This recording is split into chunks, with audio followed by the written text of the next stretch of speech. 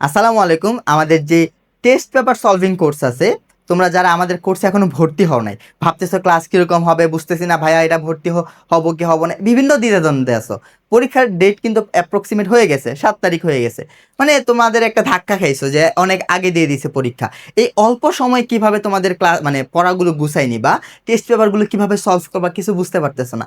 তাদের জন্য আমাদের, দেখো তোমরা আমাদের কোর্সে যারা ভর্তি হয়েছো তো হয়েছো, যারা এখনো কোর্সে আমাদের ভর্তি হও নাই তাদের জন্য আমরা কি নিয়ে আসছি দেখো তো, লাইভ ক্লাস নিয়ে আসছি। 1 তারিখ, 2 তারিখ, 3 তারিখ, 4 তারিখ, এই 4 দিনে 4টা ফ্রি লাইভ ক্লাস দিব।